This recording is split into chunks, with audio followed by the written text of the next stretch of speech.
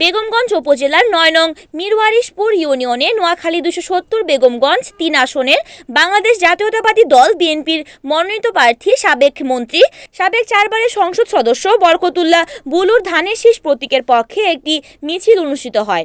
শনিবার বিকেলে মিরালীপুর গ্রামে ৬ নং ওয়ার্ড বিএনপির আয়োজনে মিছিলটি হুরিরহাট বাজার থেকে শুরু হয়ে অত্র ওয়ার্ডের প্রধান প্রধান সড়ক প্রদক্ষিণ করে আবার হুরিরহাট বাজারের স্থানীয় নির্বাচনী অফিসের সামনে গিয়ে সংক্ষিপ্ত বক্তব্যের মধ্য দিয়ে শেষ হয়।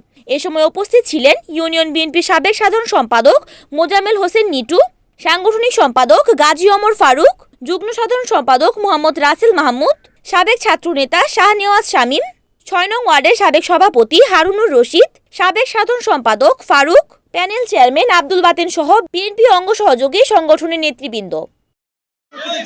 আজকে ধানের শীষ মার্কার সমর্থনে, বরকতুল্লাহ বুলু ভাইয়ের সমর্থনে ৬ নং ওয়ার্ড বিএনপি কর্তৃক আয়োজিত আজকের এই মিছিল সম্পূর্ণ করার জন্য ৬ নং ওয়ার্ড বিএনপির পক্ষ থেকে আপনাদের সকলকে ধন্যবাদ জানাচ্ছি। আগামী দিনগুলোতে আপনাদের এই সহযোগিতা অব্যাহত থাকবে, আমরা এই আশাবাদ ব্যক্ত করি।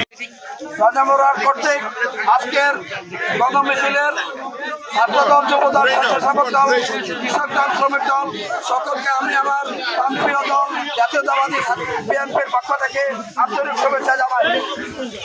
প্রিয় বন্ধুগণ, আপনারা অনেক কষ্ট করেছেন, আপনাদেরকে ধন্যবাদ জানিয়ে একটি কথা বলবো। ১২ তারিখ সারাদিন আপনারা সবাই ধানের শীষে ভোট দিয়ে বরকতুল্লাহ বুলু ভাইয়ের হাতকে শক্ত করবেন। আর একটু আগে আমার বক্তব্য লেগেছেন, মঙ্গলবারে জননেতা জনাব বরকতুল্লাহ বুলু ভাই আমাদের আসবে, আমাদের একটা সমাবেশ আছে সকাল 10টায়। আপনাদের সবার উপস্থিতি কাম্য করে এখানেই আমি আমার বক্তব্য শেষ করছি। আসসালামু আলাইকুম। রিপোর্ট করেছেন নোয়াখালী প্রতিনিধি মোহাম্মদ সুমন ভুইয়া, NN TV।